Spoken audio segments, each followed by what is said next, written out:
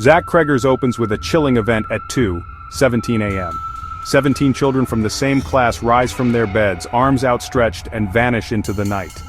The community is left shattered, spiraling into chaos and suspicion as the police investigation, led by the inept Paul Morgan, fails to provide answers. Paranoia and blame spread, neighbors turn on each other, and the absence of the children exposes deep fractures beneath the suburb's calm surface.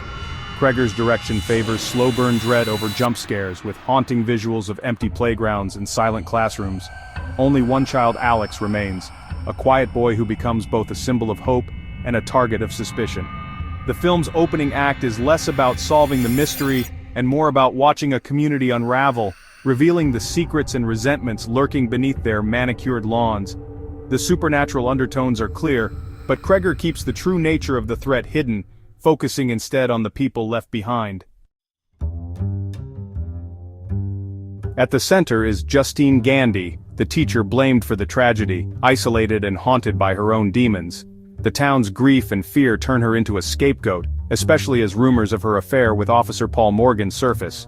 Archer Graff, a grieving father, embodies the raw pain of loss, his desperation pushing him toward dangerous extremes. Paul Morgan, the alcoholic cop, is compromised by his personal failings and his relationship with Justine, highlighting the collapse of authority. The school principal, Marcus, and local junkie James add further complexity to the town's unraveling.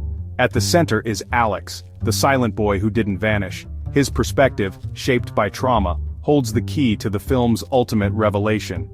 Each character's struggle mirrors the community's descent, as personal pain and secrets fuel the collective hysteria.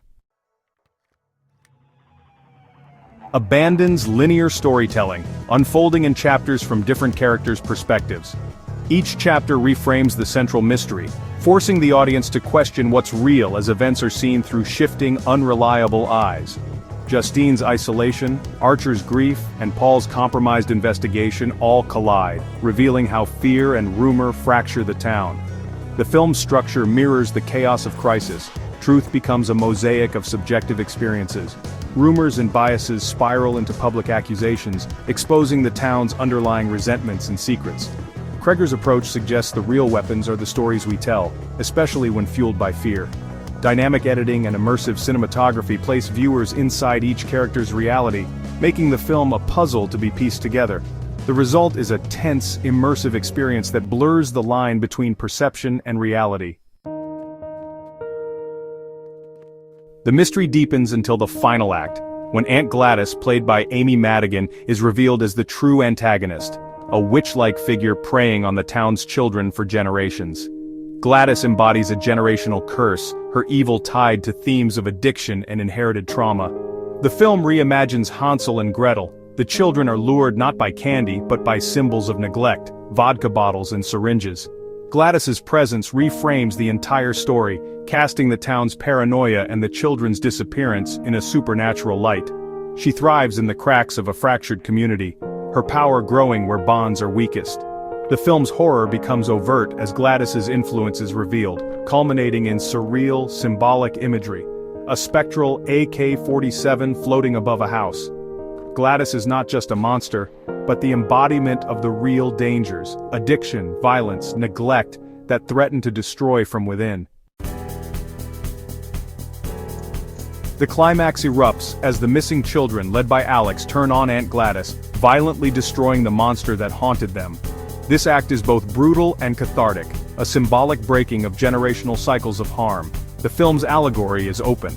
Some see it as a statement on trauma, others as a commentary on gun violence, with the spectral AK-47 looming overhead. Cregger leaves the meaning ambiguous, letting the film resonate on multiple levels. The children's rebellion is unsettling yet empowering.